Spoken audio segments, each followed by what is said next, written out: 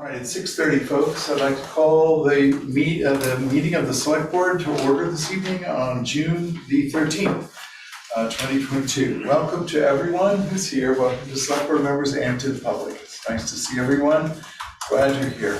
We would invite people that are online, if they so choose, we would invite you to reveal your faces so we can have you as part of the conversation. Happy to have you not reveal your faces, whatever feels good for you. Thanks very much. I will turn it right over to Rusty.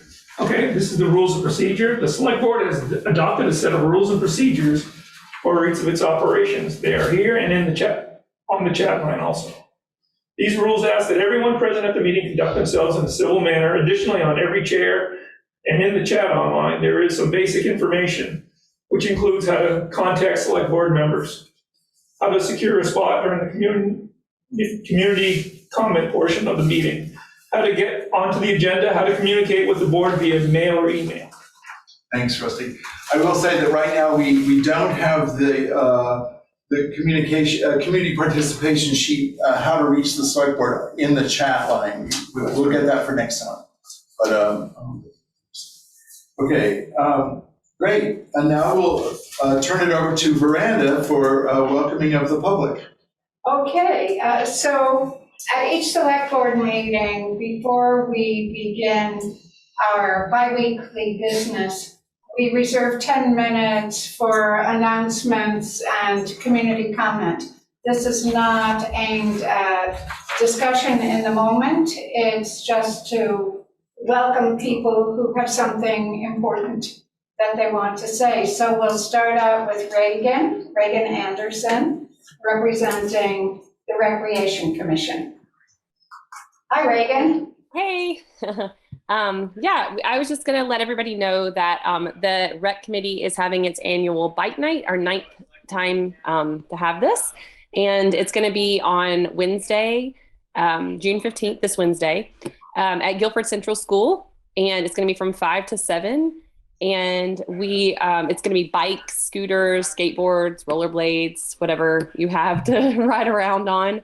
And there are going to be like activities that we can do, like time trials and different fun things that we do. And there'll be snacks and I believe other things for sale, like drinks and things like that.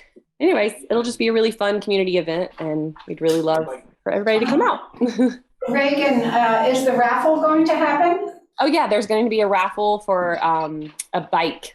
I don't know the details of the bike, but it's a kind of newish bike. I mean, it's been used, I think, 1 year, but it's, I think the size, I don't remember what size it is, but it's, yes, there's gonna be a raffle for a bike, a nice bike. Okay, well, thanks a lot. So that's sponsored by the Rec Commission, and it's 5 to 7 this coming Wednesday, the 15th? Yes, at the Guilford Central School. And do you have to go to Guilford School to go to this event? No, anybody is welcome. Any age, anybody. Grown-ups and kids? Yeah, grown-ups and children. Okay, Yep. thanks so much. Yep. Okay, next we have Ann Ryder. Hi, everybody. I wrote a piece for the Reformer and the Commons, and I just thought since it has to do with Select Board meetings, I thought I would read it here and asked if I could be on the agenda to read it as well. So that's what I'm going to do. The revote to fund the expansion of the Guilford Free Library resulted in the article being defeated. I'm very disappointed in that result and want to thank the library staff and trustees for their truly incredible efforts to educate voters about the benefits of that expansion. But I also respect those residents who asked questions, expressed their concerns about the cost and scope of the project, and ultimately voted against it.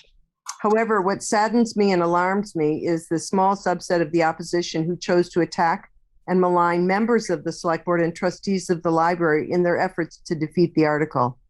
There have been verbal attacks, not on the project, but on the people who are serving our town, implying ulterior motives and misuse of funds. To sit through meetings where Select Board members are being shouted at, interrupted, and called liars is something I have never before witnessed in our town. These actions demonstrated a disturbing lack of civility, which is divisive and unhealthy for our community. Residents also received a glossy color 8x11 flyer in the mail filled with half-truths and misinformation. No author or organization took credit for it, and that's never happened here before either. I've served on the select board for many years. I understand well it's not an easy job.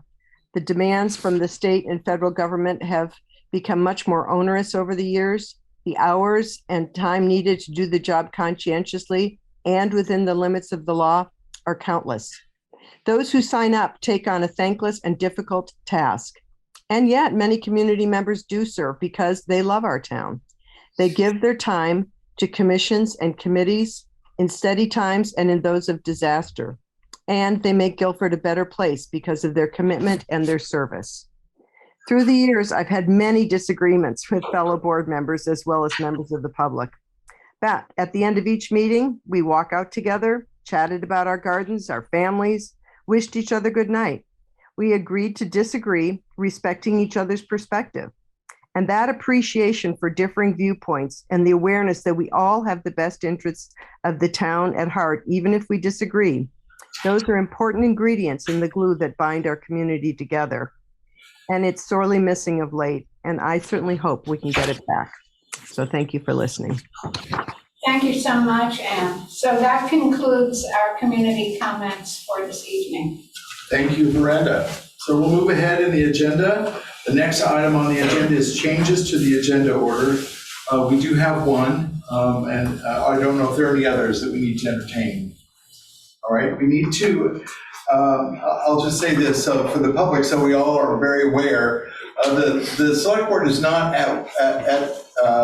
cannot just simply change the agenda order at its pleasure. The only times that we can change the agenda are when we need to add a piece of business that cannot be taken care of after the next board meeting. So the addition we're making this evening is something that needs to be done before the next select board meeting. So it's been added to the agenda at this moment. And it is, we need to look at and agree to sign a grant and aid letter of intent. We need to approve the signature of that. That is a grant. Well, I can talk about it later. So we'll put that on.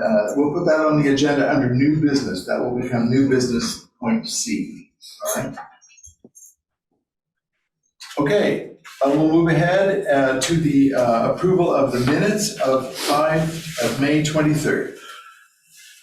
I agree. Motion that we accept the minutes. All right. Is there a second? Aye. Thank you, Miranda. Is there any discussion from the board? Yeah, 1 second.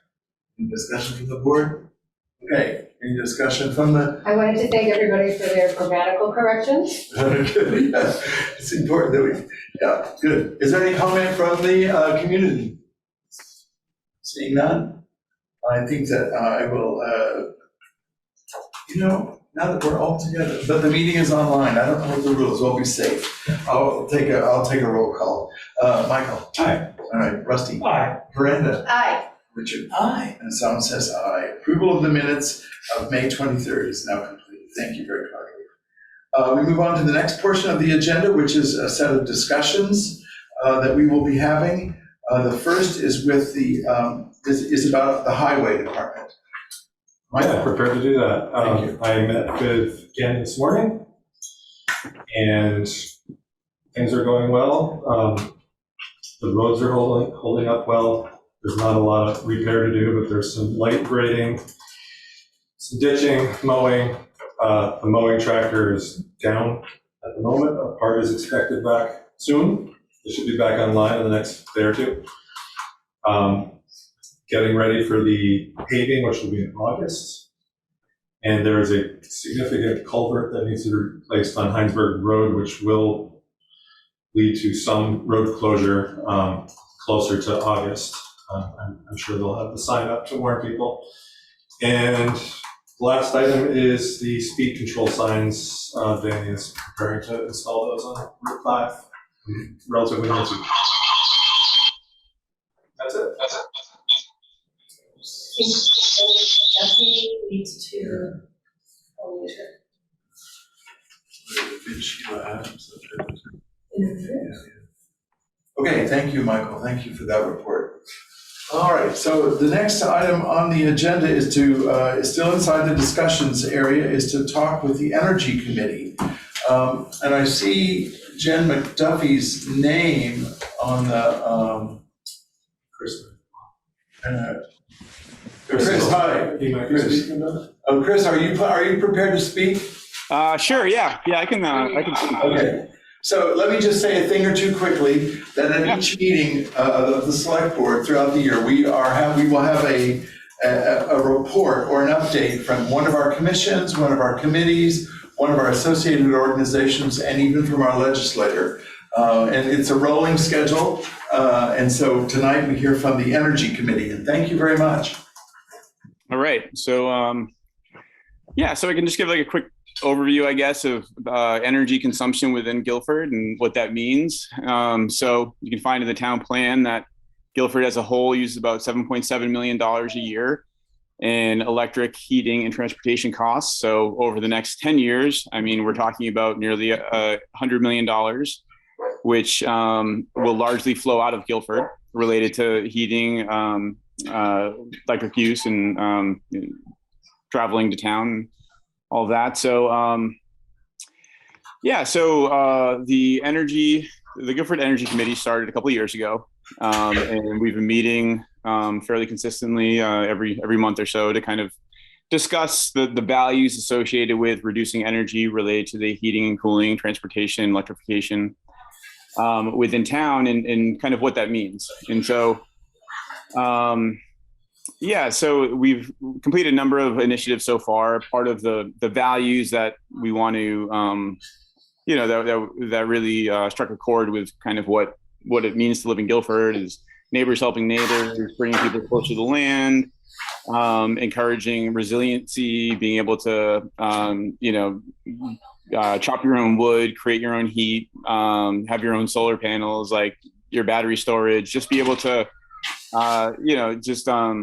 able to resonate with the resiliency that a lot of Vermonters have, come to value.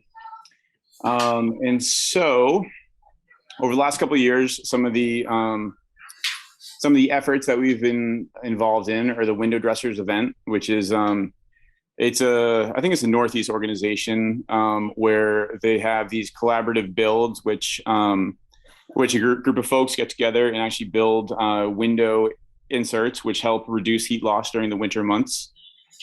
And it's much less expensive than having to buy whole new windows. I think it's like $50 a window, or, it's a sliding scale. Gary has developed a map of PV installations in Guilford. And the goal of that is to just help facilitate and encourage the adoption of PV installations in the region. We help support the pedestrian and bike path scoping study in regards to reducing dependency on transportation, fuel costs. I think it's something that everybody can get behind in regards to being able to support, being able to ride your bike to school, being able to walk to, the library, being able to walk to the Grange, or ride your bike, just go for an afternoon and just ride your bike instead of having to get in the car and go somewhere. We've wrote an article in the Gazette last year to kind of just talk about the energy use of the town. And I think one of the things that really resonated is just how substantial the energy expenditures are, that for a town of our size, if over the next decade we're exporting $80 million or $90 million outside of our little town, I mean, that's a massive amount of money. And so anything we can do, even if we can reduce that, reduce our energy expenditures by 5% or 10% or 15%, is still a massive amount over the upcoming years. So we see it as a really, a worthwhile effort to undertake.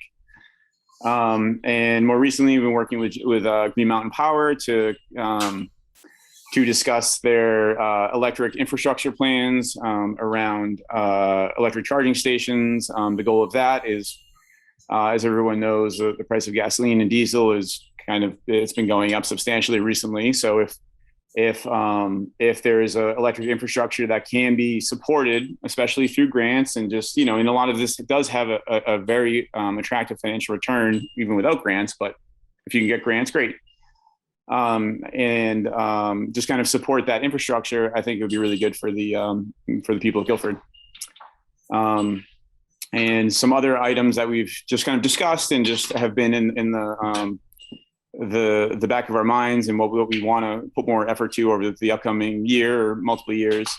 Again, relating to kind of the values in Guilford, just being able to support local farms and local businesses, have wood stacking parties where we can get together maybe with Guilford Cares and just like have like a group of 15 people that can just stack 2 cords of wood for the winter, you know, for whomever, you know, participates in the, you know, in that kind of collaborative program.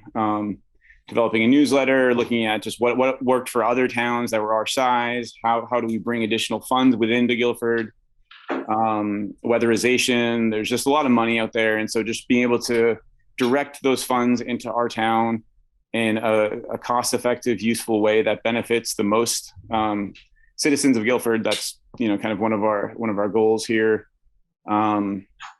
And yeah, just establishing partnerships, whether it's with Green Mountain Power or VTrans or Efficiency Vermont or VCAN, the list goes on and on. There's a lot of organizations out there that that value the resiliency and cost savings that come with being able to localize energy production. And there's a lot of value with that for businesses, for residents, for, you know, there's not a lot of downside. So yeah, so just kind of allying ourselves with those organizations as much as we can to help support the goals of Guilford. Okay. So I have a question and a comment if we have time. Sure, yes, Yeah, what is PV insulation? It is solar photovoltaic. So the photovoltaic effect is when the sunlight, the photons in the sunlight hit the membrane in the PV panel, the photovoltaic panel, and displace an electron in that panel to create electricity. Oh, so in other words, if you have solar collectors on your house, you're using that. Yeah, exactly. Yeah, and I guess that's a good point. So there's kind of 2 categories. There's solar thermal, like solar hot water, and you'll see that around occasion. There's a few places in Guilford that I've seen that have that. There's a couple of houses behind the country store that have solar hot water, and that's just very simply the sun hits this dark collector, and there's fluid that runs behind it, and that fluid is used to heat the water, preheat the water through the propane system, for example. And then, yeah, but predominantly the solar photovoltaic is electric generation is more commonly the larger solar installations that you see. Okay, and the other thing I just wanted to say was that the window dressers project was a wonderful community building activity, as well as, you know, I've got them in my house and they did keep us warmer. So thank you for spearheading that. Yeah, no, that's great. Yeah. Nancy isn't on the call tonight, but she that's really been her pet project, and she's done an amazing job at really just bringing the community together. And that's, you know, and I think that project especially, it's really great to hear that it really embodies kind of the goals that we want, of being able to bring people together, but also save energy, keep people warmer, all of that. Great, thank you. Thank you so much. I see Jen's hand up. Jen, do you have a comment?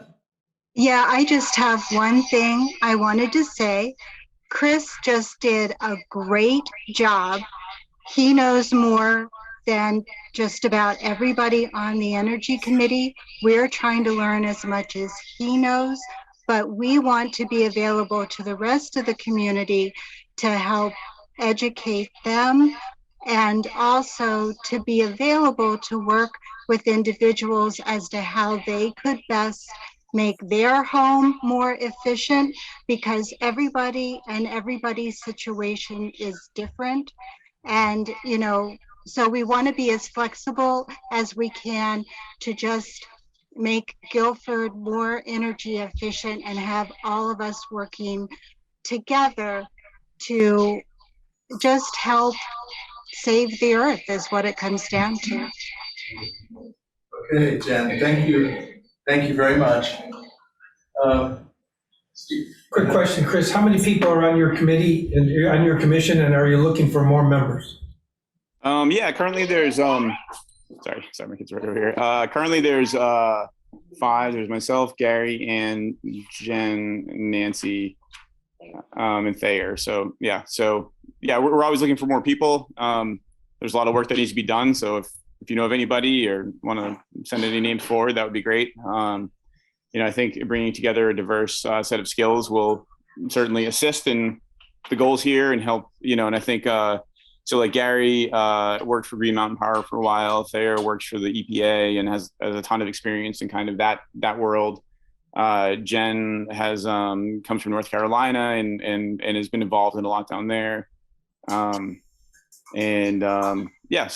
any, it's a small group right now, 6 or so, and any additional people that are interested in joining would be great. And who should they get in contact with if they want to volunteer to be on the committee or to help out? Sure. Nancy's typically the contact for that sort of stuff.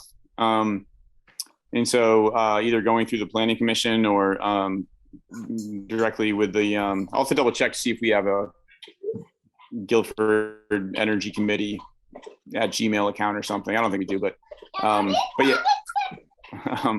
yeah. So excuse me. Yeah. Question if there's a rocket ship in a painting over here, drawing over here. So anyway, yeah. So I think Nancy would be the best person to connect through. Thank you very much. I do want to just say, so everyone understands, that the Energy Committee is a subcommittee of the Planning Commission.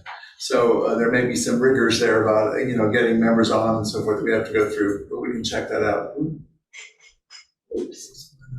Yeah, sounds great. All right, thanks. Just click that off. I think we're still on. Yeah. Phew. Thank you. Thank you, Chris. Thanks so much, Chris. Yep. All right, so folks, we'll move on to the next order of business, which is old business. This is the portion of the meeting in which we'll conduct a talk for a little while about some issues that have been in front of the select board before. We'll provide updates, and if there are any actions to take or move things along, we'll do so. So the first update to speak about is the library. As it stands, everyone surely in town must know that the revote happened and that the article was defeated. As I understand it, there cannot be another petition to have yet another revote this year. There is the option for just laying it out there, not that it would happen, but there is the option for reconsidering an article like that or something similar at our next town meeting. But that's that. So there's no more action that would be taken. So the decision as it is stands for now in Guilford. I would also like to say that the select board has no more direct engagement with either an election or with providing assistance or any sort of direction for the next steps for the library. That work now, depending on how the library decides to move ahead in achieving its goals, whatever those might be, based either on this vote or other considerations, that is in the hands of the library trustees. The place where the select board is engaged in any process concerning the library is that the library is an asset of the town of Guilford. The physical library is an asset of the town. So any considerations for its upkeep, its maintenance, its development are something that the select board watches very carefully, and it's part of our purview to make sure that things go well. But it's not, I want to be very clear that the select board is not engaged in moving in any sort of direction. That responsibility for any expansion or any further development of the library, that is in the hands of the library trustees. I just want to be very clear about that. I'd also like to say a few words about the $195,000 bond that was part of Article 7. I'd like to be very clear as I understand it, that bond will sit there the next time that the community can consider expending those dollars is at our next town meeting. none of that money nor any project can be associated with that money, or that money cannot be used for any project without the positive vote of the community. It's not a decision of the select board how that money is used. That money will be used in accordance with the wishes of the town of Guilford through a vote. So there's a lot of questions about how that money might be, those funds might be used. So the select board will be encouraging our planning commission to look at that question in a rather broad way and speak with the finance committee as well about some options that might be possible. And then we will begin to consider other possibilities going down the road. But I want to assure everyone that those dollars will not be spent except through the positive vote of the community. Ozan, I had a question. Yes. Is the fact that the library, as it is now, is out of compliance with ADA standards, is the select board responsible, legally responsible for making that building, that public building, ADA compliant? I don't know the exact answer to that, but that's a very good question, Brenda. What I can say from my experience working at the Vermont Arts Council, where we dealt with a lot of ADA issues, and there are so many buildings in the state of Vermont that are not ADA compliant, that the real risk is not so much that someone from the ADA is going to come and demand that things be a certain way, and therefore we need to find out who's responsible for this or that or the other thing. The real issue is more about suit. That people who are expecting certain kinds of services and cannot get them can actually file a suit, and that would then come to the town of Guilford. So that becomes a risk for the town. So it's in the best interest of every community in the nation in dealing with the ADA to make sure that organizations and plans are always moving closer to the ADA requirements. And the best advice we always gave folks at the Arts Council, based on legal advice and so forth, was that there are very few buildings, even modern buildings in Vermont, that are fully ADA compliant. And so it's a constant search to go forward toward closer and closer to the ADA standards. Clearly, the library is not within compliance. So the library trustees need to look at that issue and figure out if there are ways that it can move forward. We also need to point out that because of our, I won't get the letters or the words right, but we have a plan for how we are maintaining our assets. The capital improvement. The capital improvement plan. Thank you, Richard. The capital improvement plan. And that plan allows for certain amounts of dollars to be spent in order to improve our buildings over time. So some of those, it seems reasonable that some of those proposals for how those dollars could be spent, which are budgeted and part of a plan, could be used for making the building more ADA compliant. It may not be possible to make the current library more ADA compliant than it is. It may require adjustment or alterations to the library. That's something for the library trustees to consider. Yes. What is not, excuse me, what is not compliant? What's the actual part that's not compliant in it? Is it just It's not, getting in and out of it? No, there's much more than that, actually.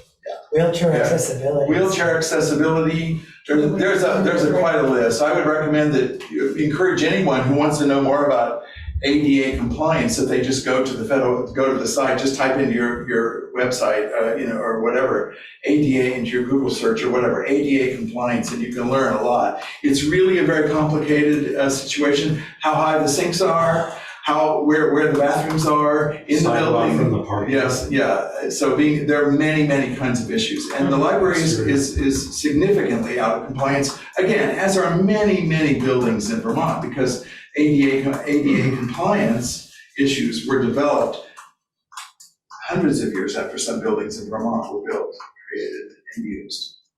It's a matter of, really, the underlying issue about the ADA is not about necessarily, is not about trying to foist costs onto organizations or communities it's about including everyone in your community into its daily activities, daily life. And that's what the ADA, what those compliance laws are about.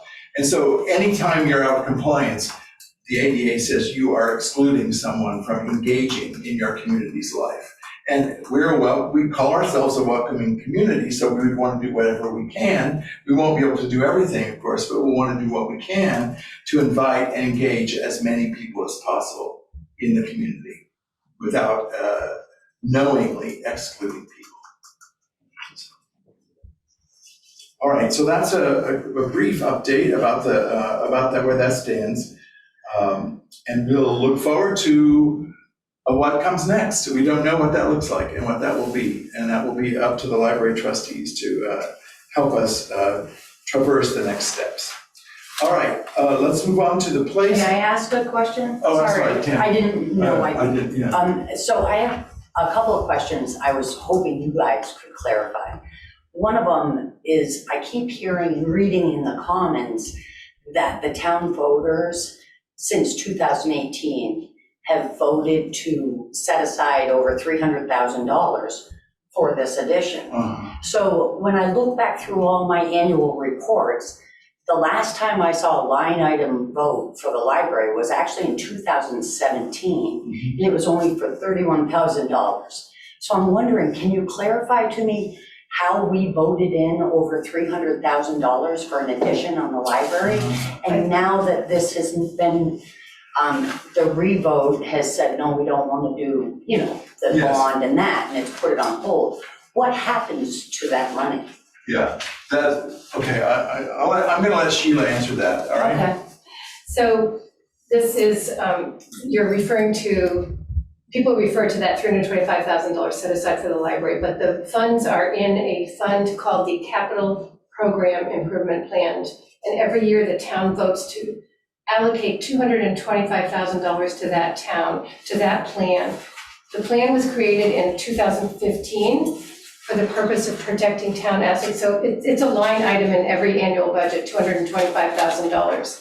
That covers all the assets in the town, the library, the town office, the town garage, the historical society, bridges, culverts, and the highway equipment. And so in 2016-17, there was an extensive capital needs assessment conducted by professional assessors, and they projected over the next 5 and 10 years the kinds of improvements that each building would need to have or to be maintained, or to make sure that we didn't incur very expensive repairs in the future. And so just to keep up with regular maintenance and improvements as required. And there's an extensive, on the website, on the town website, there is an extensive capital needs assessment outline. And there is a spreadsheet. So the town now has a rolling 5-year plan for every year spending on all of these different items, for which the $225,000 is set aside every year. Over the 5-year period, $325,000 was allocated to the library for needs that were identified in that assessment that was done several years ago, the capital needs assessment. So those things were identified separately from any expansion program of the library. And the money has been set aside from the general budget for these capital improvements every year. This plan depicts, it's a rolling 5-year plan. We're currently in year 6. It's, projected expenses often differ from actual costs, like siding on the garage may be way more expensive this year than we thought it would be in 2018 or 2020. In fact, I'm pretty sure it is, but so it's not funds that were set aside specifically for the library. The select board assessed the needs of the rolling needs of the town and allocated those funds to each asset, whether it's culverts or trucks or library or the meeting house or anything. That's right. So I'm looking at the list of the 7 different things that capital fund covers. Yep. And I see last year, 2021, you guys, or whoever, you guys, the select board, are the ones who come up with this budget, is that correct? Okay, I had 150,000 set aside for the library. This year you had 162,000, a little over. Next year, there's no amount of money listed at all. So my question is, if you came up with again, it was the quote in the comments that threw me. They said, since 2018, residents have voted to set aside a total of 312,000 for a maintenance plan for the library renovation and expansion. So that, in fact, is not true, right? We have not actually voted. You haven't voted in detail what's happened. The community has voted for a large plan in which this is one aspect. So the way it's worded and the way I read it on the, flyer for the library, it made it sound as though we, as the town voters, actually voted a line item for X amount of money being spent. You voted for the plan. So we're voting, so that is for the capital budget that covers all of these other expenses. So my question being, if the library expansion is on hold right now, that 300,000 that's now just sitting there, I understand you're gonna have money to do some stuff at the library, but we have a lot of roads that need paving. We have culverts that need fixing. I'm wondering, is that money going to be allocated for anything else now? As I understand it, Sheila, please correct me, but as I understand it, I may be wrong, Tammy, but as I understand it, that these pies of money are not sliced and kept in the refrigerator like that. There's flexibility in this plan, so that as needs come up, dollars go in certain places. But the overall expectation over a rolling period is that there will be $325,000 available, so long as no other part of the plan outspends its budget, and that's what we watch and look at. So that there's there's this much that's available. It doesn't all have to be spent in this year or that year. It's just generally available. That in kind of a back of thinking mind. Does that make sense? That is true for the capital assessment, for the capital needs. For there's a separate fund altogether for highway, for paving. And we sometimes get grants for it. So that's a different budget altogether and a different set of funds. But bridges listed on the bridges and culverts and town office, town garage, historical society. So we try to set aside the town sets aside, maybe it's $12,500 for the Green River Covered Bridge annually. That's voted on in the budget. The town sets aside $60,000 for bridge repairs, but every bridge repair costs like over $1 million, maybe $2 million. So we have a bridge repair fund. We have a highway paving fund. We have grants that we apply for to supplement those funds. And we have an asset protection fund. So there are funds that are set aside for all of these things that you're asking about. They're not necessarily fungible funds. So you've got the capital fund, you've got the highway fund, you've got the Green River Covered Bridge fund, and it would take a special vote to move funds from some funds to another fund. Where does your historical society, looks like hell down there. I mean, it really needs a lot of work on it. So how does that fit in with this pie, refrigerated pie chart thing? So you have 300 some odd thousand for the expansion and then wanted more for the library. So then you have something right across the road that certainly needs work. Do you wait to accrue the money for that, or I guess I don't really know what my question is. It's just like that it needs, there's this gross, not like gross nasty, but maybe gross amount of money that wanted for the library expansion. And then right across the road, there's another town building that's in horrible shape, paint-wise, window-wise. And then I know that the meeting house isn't really a town building, is it? It's not a town asset. You're right. But I'm just wondering how this all fits in. you know, with, Well, so maybe we need to move on because we are running out of time for this, we're reading our agenda moment. It's not that I want to cut you short, but I think it sounds like a fuller discussion. And that's not part of our discussion right now. So we're happy to talk about it at another time. Maybe we'll set aside some time. Let's talk, and I'd be glad to think about it. I don't know all the answers to this right now. And can I just put in a little asterisk by that too, is like, if the town owns these buildings, but then they don't, like, the select board doesn't have a say, and really the town doesn't have a say, it's just like the trustees?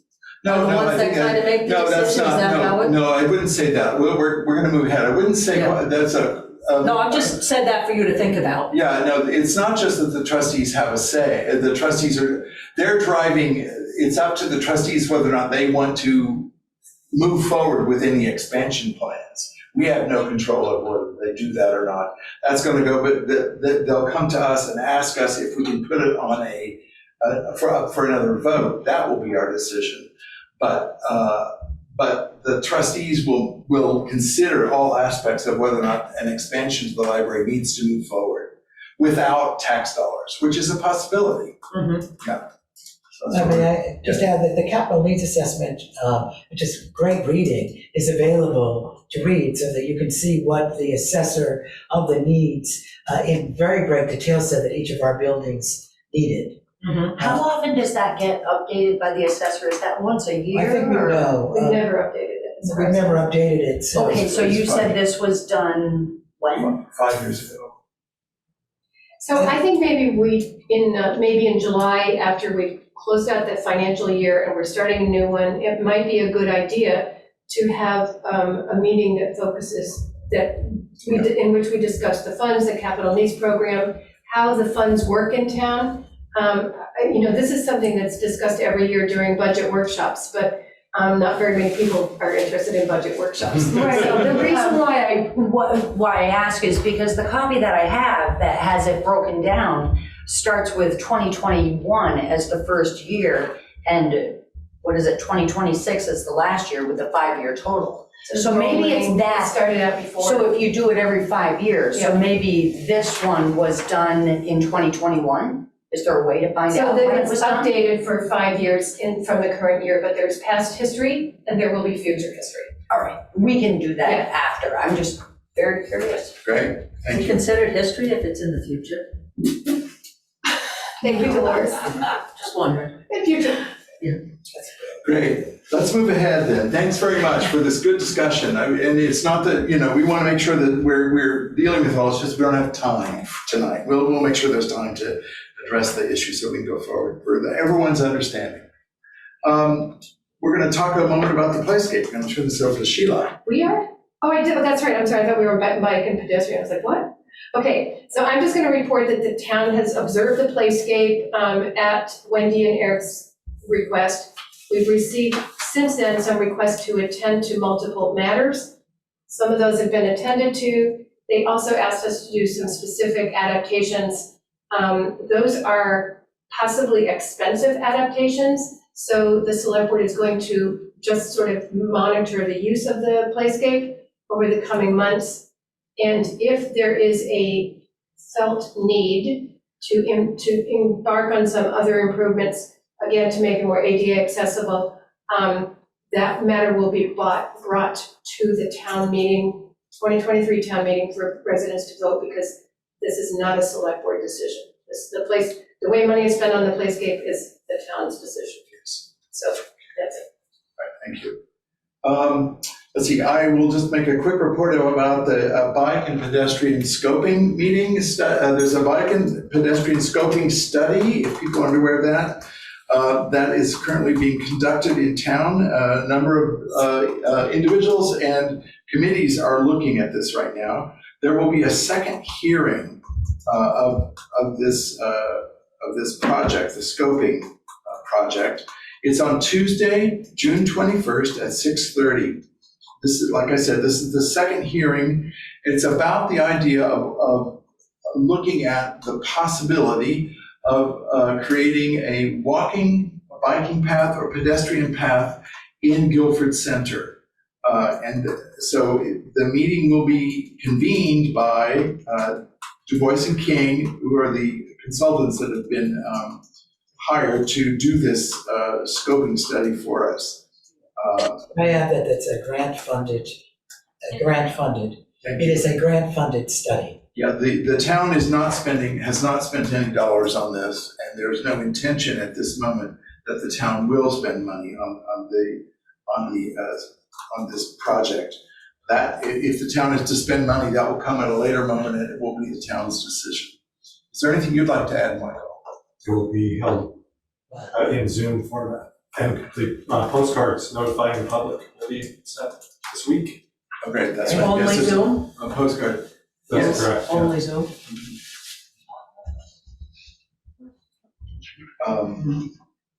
Okay, That's the decision of the consultants. Uh-huh.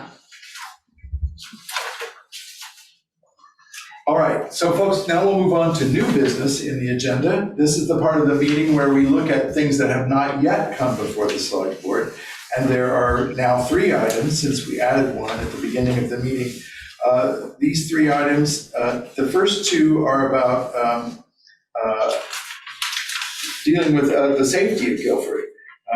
And so the first one is the adoption of the local emergency management plan. And I'll ask Sheila to lead us through that.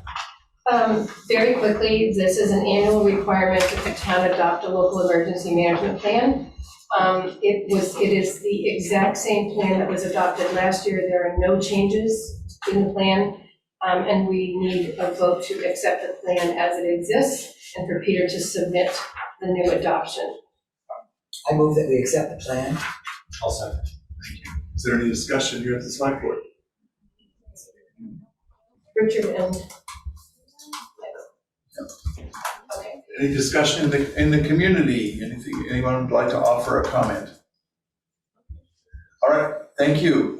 We will, let's see, I need to take a roll call. So that would be Michael. Hi. Rusty. Aye. Miranda. Aye. Richard. Aye. And Zan says aye. Thank you, Sheila, for facilitating that. Yeah. Now we move on to the adoption of the National Incident Management System. Sheila, you can explain that and tell us what we're doing here. So this forms the basis for all incident management in our town, and it's required by the Homeland Security Directive, number 5, directed blah, blah, to describe the approach to national preparedness, and we have to be part of that. And again, we need to vote for Peter to be able to be part of that. It's about the incident commands. And so it's part of the, it's kind of part of the local emergency management plan. I so move. I'll second. All right. Sure, Michael. All right, is there any discussion here? Select board? Any comment from the community? Thank you very much. All right, we'll go around. Michael? Aye. Rusty? Aye. Miranda? Aye. Richard? Aye. Someone says aye. Thank you. Are these the documents that we need to Yes. sign? That's just the minutes, and I'll give them back. We haven't got to the warrants yet. No, this is, Okay. oh, never mind. I'll just, So Yeah, let's just wait. Yeah. okay. So next we go to the grants and aid letter of intent, and that is, it's part of our highway management plan. And as I understand it, it's a grant that we apply for on a regular basis. All we have to do is apply for the grant. It's, the select board approves applying for the grant, and once we actually make that application, the deadline is next week. That's why we put it on today's agenda. Once we make that application, Guilford is already assured of a certain amount of money that will come our way. I understand from Peter that the amount of money that will come in this project is a significant increase over last year's, from 30,000 to 42,000, I think, which is just all good news for us. So that's great. Is there anything other that needs to be added? No, we just need to move to. So we need to move submit. to sign the letter, that we approve signature of the letter. The letter. I'd be happy to move it again. I will second it. Miranda, good, thank you. Any discussion here at the select board? Thank you. Any comment from the community? Thank you very much. Michael, will you vote aye? Oh, yes, I will. Rusty? Aye. All right, Brandon, will you? Aye. Yes? Aye. All right, Zan says aye. All right, thank you. Can I just add something here? Sure. The select board, before each of our meetings, has a folder in which we look at the documents that relate to these votes that we're taking. So it's not as if we haven't seen the LEMP or the incident or the other documents that were in the incident management. So we've all looked at them and studied them before we get to the meeting. So I didn't want it to seem like we're just. It has seemed like that a couple of times, so thank you. You should see the folders. Yeah. Yeah, that's absolutely true. That there's We've done our homework. Isn't the emergency management plan on the town website? Last year's. This one isn't up yet because hasn't been approved. we just approved it. Oh, It's okay, just- but it is like 45 pages and you'll love it.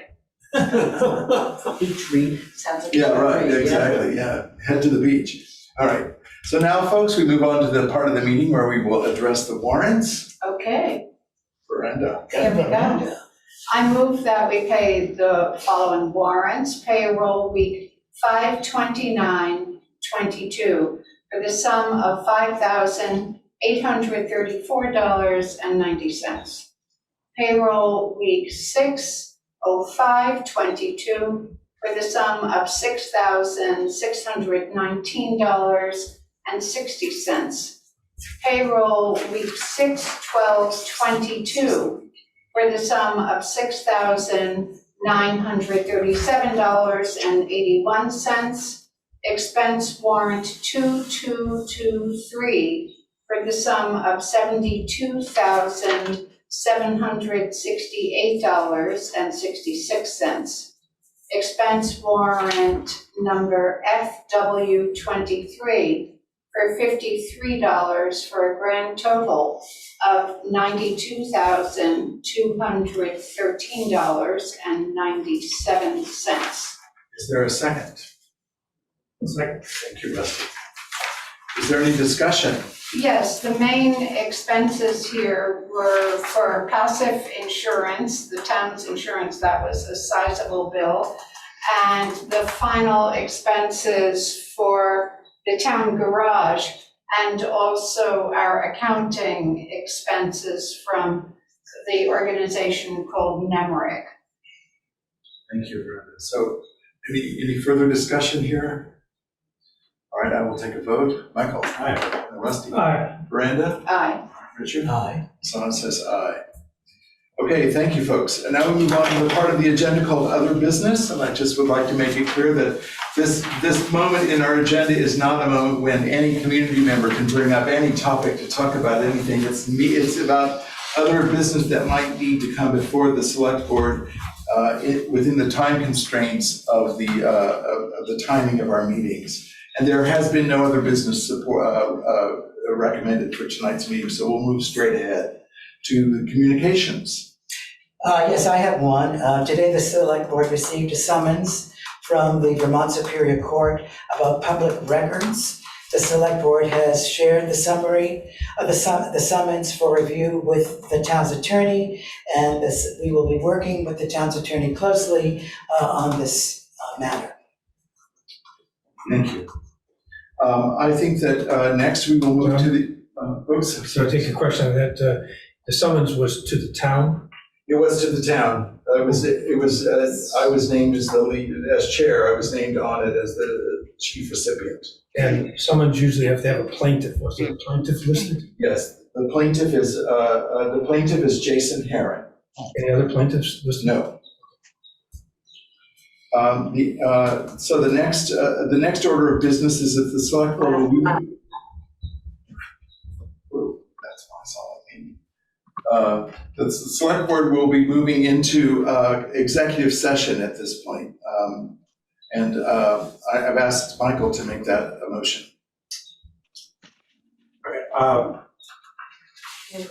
I move that we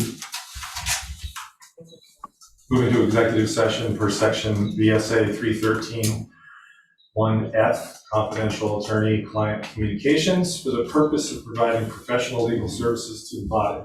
I would move that we also invite Brian Monahan Kristen Seamus, Peter Rood, and Sheila Morse to attend. I second. Is there any discussion here at the board? Okay, is there any discussion in the community?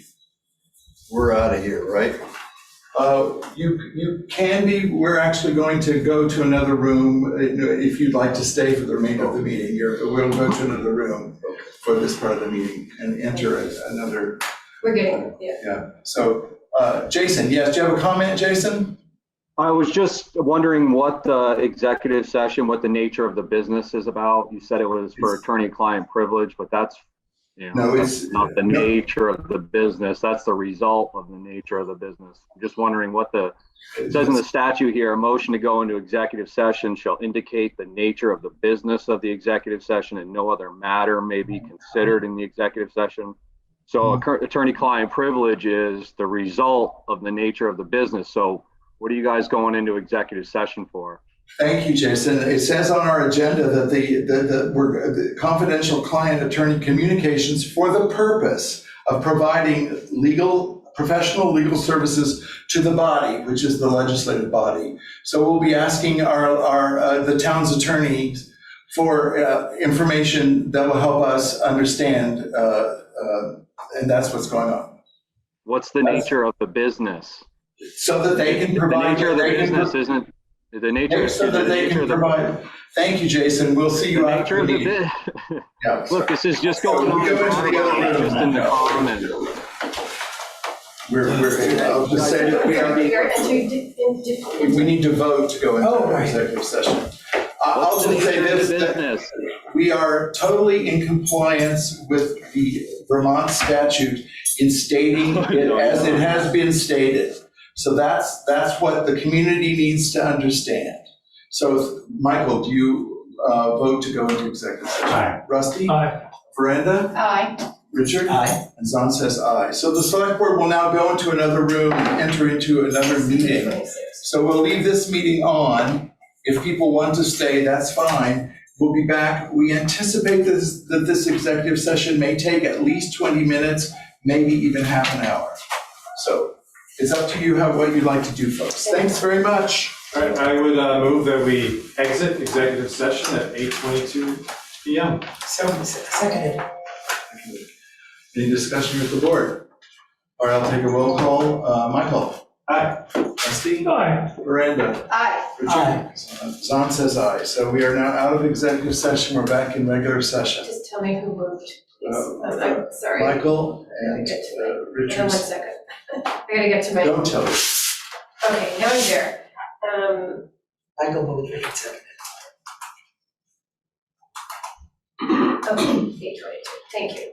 Okay, so there will be one action that we'll take out of the executive session, and I move to that the select board agree to engage the town's attorney to address the public records lawsuit.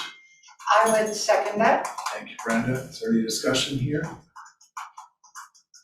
All right, I will take a vote. Michael? Aye. Rusty? Aye. Brenda? Aye. Richard? Aye. Zahn says aye. Okay.